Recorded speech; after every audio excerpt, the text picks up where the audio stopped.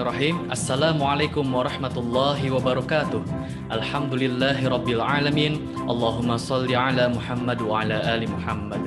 Pemirsa, salam jumpa kembali di program Kabar Petang KCN News edisi Jumat 23 Juli 2021. Seperti biasa, kami akan menemani Anda membaca dan menelaah hal paling menarik hari ini bersama narasumber yang berkompeten dan tentu dari sudut pandang Islam. Bersama saya Muhammad Fadilah Abdussalam, inilah Kabar Petang selengkapnya.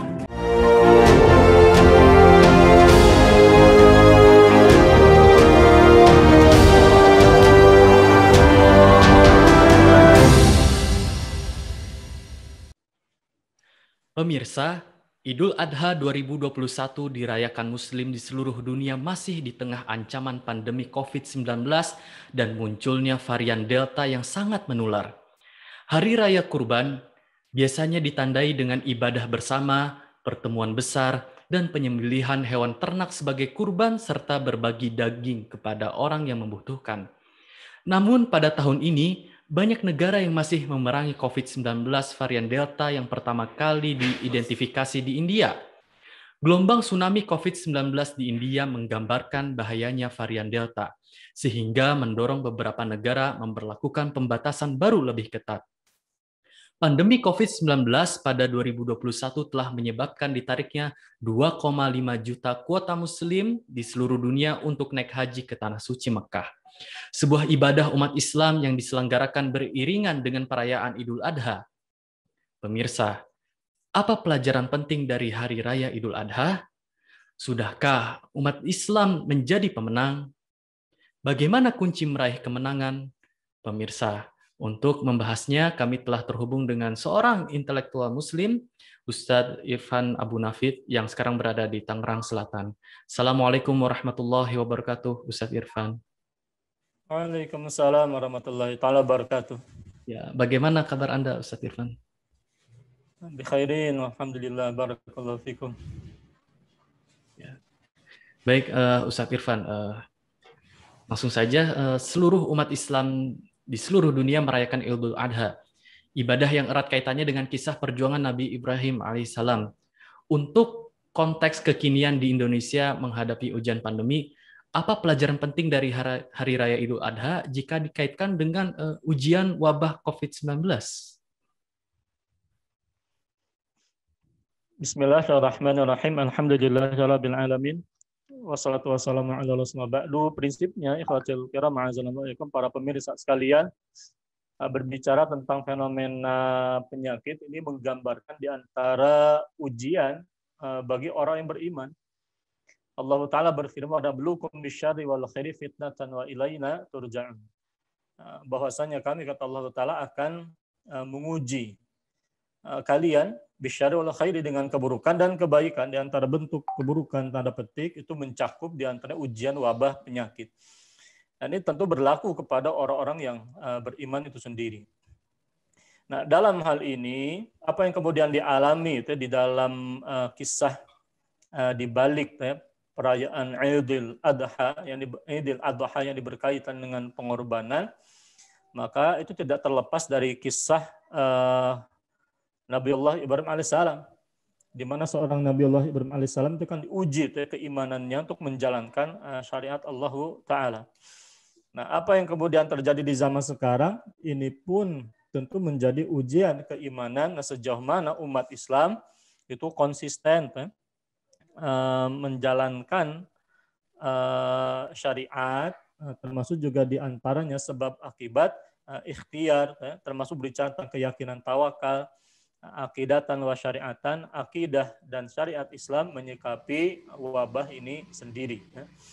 Nah, namun tentu yang lebih penting lagi, umat kaum muslimin kan juga harus paham bahwa tersebarnya suatu wabah, bencana, penyakit, karena istilah musibah itu di dalam asar salaf itu maknanya tidak jauh dari makna kullu masa'aka fahuwa musibatun. Segala hal yang kemudian buruk yang menimpamu itu merupakan suatu musibah. Datangnya musibah, keburukan ini pun juga bisa menjadi peringatan keras atas berjalan atas tegaknya berbagai macam kemungkaran, kebatilan di tengah masyarakat, kemudian Allah turunkan suatu penyakit atau suatu wabah bencana dan lain sebagainya, wal a'yadzubillah, ini sebagai peringatan, wa man a'rada an dzikri fa inna lahu ma'isyatan dhanka, menjadi hal fenomena atau krisis penghidupan, karena bisa kita rasakan bagaimana kemudian di tengah-tengah kehidupan saat ini kita terasa lebih sempit, baik dari segi gerak dengan adanya program ABC dan lain sebagainya. Wa man a'rada an dzikri, dan siapa saja yang berpaling dari peringatan kata Allah, yakni dari Al-Qur'an, fa inna lahu ma'isyatan dhanka, maka baginya penghidupan yang sempit. Nah, ini tentu menjadi ironi di tengah perayaan Idul Adha, kita tanda petik harus banyak muhasabah di mengevaluasi diri, diperingatkan dengan adanya berbagai macam bencana dan lain sebagainya. Dampaknya kan juga serius terhadap ekonomi. Ini kita mendapati berbagai macam dampak-dampak ikutannya. Wallahu a'lam bishawab. Baik, Ustadz Irfan. Dalam Al-Quran, Allah menekankan kaum mukmin menjadi khairu ummah, menjadi umat yang terbaik. Karena menjadi umat terbaik, kita bisa amar ma'ruf, bisa nahi mungkar, bahkan juga akan semakin beriman kepada Allah. Sudahkah umat Islam menjadi khairu ummah? Sudahkah umat Islam menjadi pemenang, Ustadz Irfan? Nah, berbicara tentang khairu ummah itu kan dia labeling yang kemudian diberikan oleh Al-Quran kepada suatu entitas dengan karakteristik tertentu.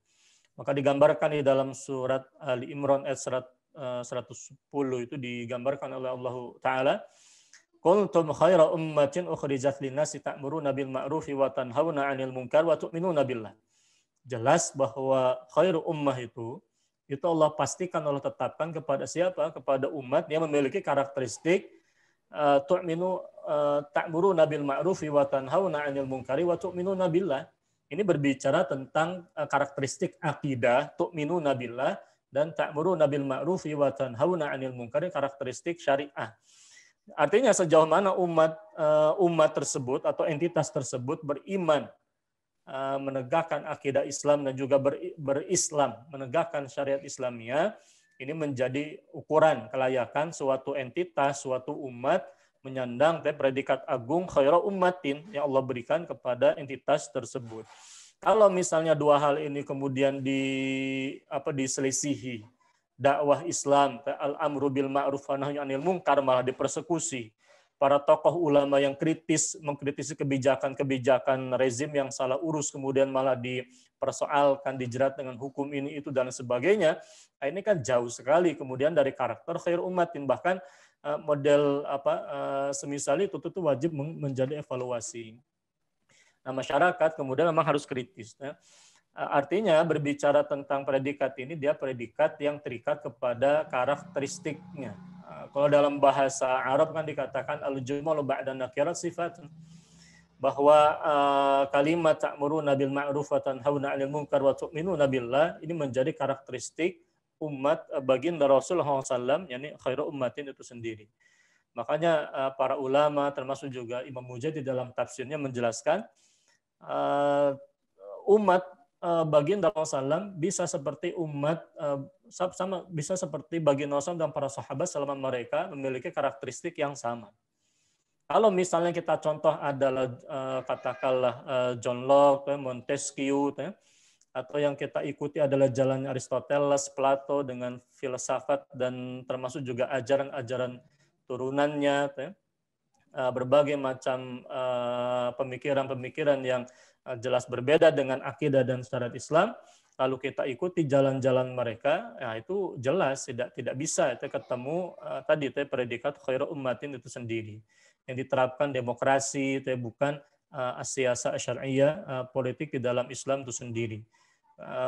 Di dalam kehidupan yang ditegakkan sekularisme, Islam dimarginalkan dari pengaturan kehidupan, riba diakomodir, bahkan dilegitimasi dengan undang-undangan sehingga bisa kemudian perbankan ribawi katakanlah melakukan transaksi ribawi dan sebagainya. Ini menjadi bahan evaluasi sudah sejauh mana kelayakan kita menyandang gelar khairu ummatin itu sendiri.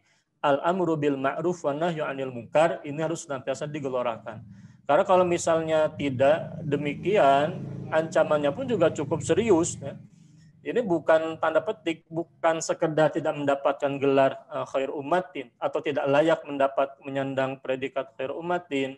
Bahkan ketika al-amru bil ma'ruf wa nahyu 'anil munkar diabaikan, ini bahkan lebih jauh lagi, lebih bahaya lagi kalau misalnya dipersekusi, diabaikan saja ikhwatul kiram, itu sudah bisa mengundang azab peringatan dari Allah Ta'ala. Aula yushikanallahu an yab'atsa 'alaikum iqaban minhu. Jadi kalau misalnya amar ma'ruf nahi mungkar kemudian diabaikan, yang ada bisa aja Allah menurunkan iqaban, suatu sanksi, suatu siksaan darinya. Di mana lafal iqaban dalam hadis tersebut diungkapkan dalam bentuk yang luas, maknanya, cakupannya luas, menggambarkan keluasan bentuk cakupan sanksi atau peringatan siksaan dari Allah Ta'ala itu sendiri akibat mengabaikan dakwah menegakkan syariat Islamiyah. Apa yang terjadi kemudian kalau dakwah penegakan syariat Islam misalnya justru malah dipersekusi, itu lebih berbahaya lagi, wal'iyadzubillah. Jadi banyak hal yang perlu dievaluasi, demikian. Baik, Ustadz Irfan. Lalu apa saja kunci umat untuk meraih kemenangan? Nah, ketika berbicara tentang meraih kemenangan, nah, definisi kemenangan itu sendiri, definisi kemuliaan itu sendiri, standarnya apa? Kalau kita bicara tentang standar kemenangan, al-falah, dan juga kemuliaan, al-izzah, maka standar-standar ini sudah ditetapkan di dalam Al-Quran. Bagaimana kemudian ketika Allah Ta'ala berfirman, wal takum minkum ummatu yad'una ilal khairi wa ya'muruna bil ma'rufi wa yanhauna 'anil munkar wa ulaika humul muflihun. Harus ada di antara kalian orang-orang yang kemudian menyeru kepada al-Islam, menyuruh kepada yang ma'ruf, melarang dari yang mungkar. Mereka lah orang-orang yang mendapatkan al-falah, keberuntungan atau kemenangan itu sendiri. Nah, ini kan standar, ya. Artinya kalau ditanyakan bagaimana langkah kita, tentu tadi menguatkan basis akidah Islamiyah, begitu pula dikuatkan katakanlah pada aspek pemikiran. Umat pun juga didorong untuk menegakkan Islam secara kafatan. Itu kan perlu proses dengan cara tadi, memahamkan umat terhadap Islam itu sendiri. Artinya tetap kembali kepada upaya dakwah, memahamkan umat terhadap Islam, menyadarkan mereka bahwasanya Islam harus hadir di tengah-tengah mereka, mengatur kehidupan, bukan ABC selain Islam itu sendiri yang malah mengundang kesengsaraan. Apalagi di dalam ayat tersebut Allah menyifati wa ulaika humul muflihuna, mereka inilah yang kemudian menegakkan, menyeru kepada Islam, menegakkan Islam, mendakwahkan Islam, yang melarang dari yang mungkar, menyuruh kepada ma'ruf, ini yang akan kemudian mendapatkan kemenangan, keberuntungan. Ada begitu pula berbicara tentang standar al-izzah. Ini relevan. Karena Allah sudah menetapkan walillahil izzatu wal rasul wal mu'minin. Dan kemuliaan itu hanya milik Allah Subhanahu wa taala. Milik Rasulnya dan milik orang-orang yang beriman. Perhatikanlah fala al-izzah ini dikembalikan hanya kepada Allah. Artinya orang kalau mereka ingin mendapatkan kemuliaan, kemenangan, keberuntungan, ya kembali kepada Allah Ta'ala. Kembali kepada Allah Ta'ala artinya kembali kepada ajaran Allah Ta'ala. Ajaran Allah Ta'ala tidak hanya bicara tentang mengatur urusan adab di kaku saja. Kalau urusan doa masuk WC kaku saja sudah diatur oleh Islam, ada adabnya. Maka apalagi ketika berbicara tentang adab mengatur urusan rumah tangga negara, kehidupan publik bermasyarakat, relasi antara sesama manusia, relasi antara penguasa dan rakyat. Apa kewajiban penguasa? Itu semua kan diatur oleh Islam. Ketika kemudian fenomena di zaman sekarang umat malah berada di dalam keterpurukan, artinya ada sesuatu yang salah di sana. Bagaimana kemudian fenomena COVID-19 misalnya kita mendapati bukti lisanul hali afsamil lisanil maqali.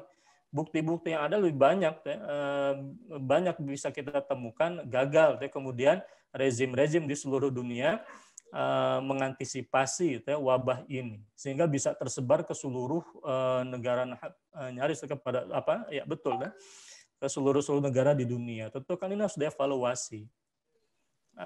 Karena tadi itu diantara kewajiban penguasa itu sendiri.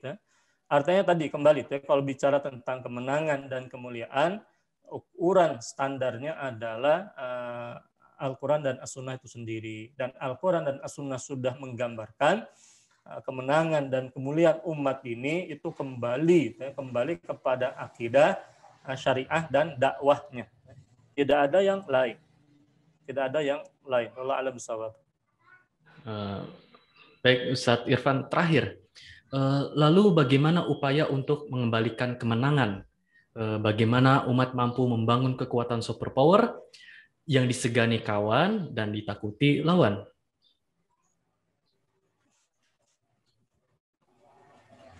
Berbicara tentang bagaimana langkah yang perlu dilakukan, ini kan berbicara tentang metode, thariqah, yang dalam hal ini ada tahapan-tahapan yang perlu dijalani sebagaimana yang dijalani oleh baginda Rasulullah SAW. Laqad kana lakum fi Rasulillah uswatun hasanah. Nah, ini kan baginda Rasulullah SAW jelas sebagai uswah hasanah. Beliau sudah menggariskan garis-garis besar thariqatul dakwah itu secara syar'i dari mulai katakanlah di dalam tahapan marhalatu tazkif, harus ada kemudian upaya-upaya membina umat ini, di antara umat ini menjadi kader-kader pilihan di dalam mendakwahkan Islam sendiri. Pada sisi lain umat yang berdakwah ini pun juga harus aktif, kemudian kita harus melakukan upaya membina masyarakat secara luas. Ketika masuk pada tahapan marhalah tataful mal ummah, para dai ini itu harus diberikan kesempatan, akses yang luas dan juga dukungan untuk bersama-sama mengemban Islam, pemikiran Islam itu sendiri, akidatan wa syariatan. Nah, ketika Islam ini yang secara sadar umat memiliki kesadaran penuh bahwasanya Islam harus menjadi aturan yang diterapkan di dalam kehidupan, maka konsekuensinya mereka pun juga harus dan jelas akan menolak sistem-sistem aturan lain yang bertentangan dengan Islam. Tidak kemudian mendukung katakanlah sistem demokrasi yang sekularistik, memarginalkan peranan Islam di dalam kehidupan. Nah, ini kan butuh upaya. Umat ini wajib difahamkan dan wajib disadarkan. Para dai pun juga harus didukung, kemudian diberikan tempat di tengah-tengah masyarakat agar bersama-sama memahamkan masyarakat tadi memahami pemikiran Islam itu sendiri.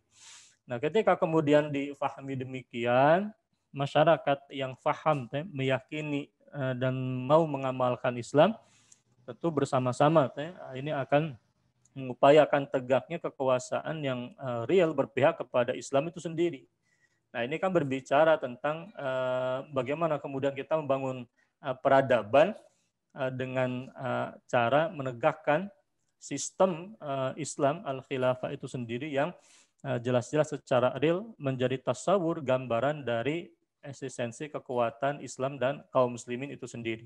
Sekaligus eksistensi persatuan kaum muslimin secara real. Karena mau tidak mau, kalau berbicara tentang membangun kekuatan, dia berbicara tentang membangun suatu institusi yang agung, yang di dalam Islam sudah dicontohkan secara praktis oleh baginda Rasul dan para sahabat. Ini berbicara tentang sistem al-khilafah itu sendiri. Nah, ini kan menjadi simbol dari kekuatan umat Islam itu sendiri. Umat Islam ini wajib bersatu. Ketika umat bercerai-berai, lalu umat pun juga jauh dari penerapan syariat Islamiyah, ya ini yang kita rasakan. Zaharul fasadu fil barri wal bahri bima kasabat aydin nas. Telah nampak kerusakan di darat dan lautan oleh sebab tangan-tangan manusia. Nah, ini kan segala pilihan itu ada konsekuensinya. Ketika kemudian umat Islam memilih demokrasi, apa yang kita rasakan ketika kita hidup di dalam naungan sistem demokrasi, kapitalisme, dengan ekonomi neoliberalisme? yang ada riba merajalela, berbagai macam kemungkaran pun juga terjadi, utang luar negeri kian membengkak, yang sifatnya ribawi itu. Berbagai macam fenomena memprihatinkan dalam dunia politik pun juga menjadi tontonan sehari-hari. Nah itu semua kan jelasnya wajib dievaluasi. La yuldagul mu'minu ala juhrin marratain. Tidak layak ibaratnya orang-orang mukmin itu terjerumus di dalam arena demokrasi ini sudah kesekian kali.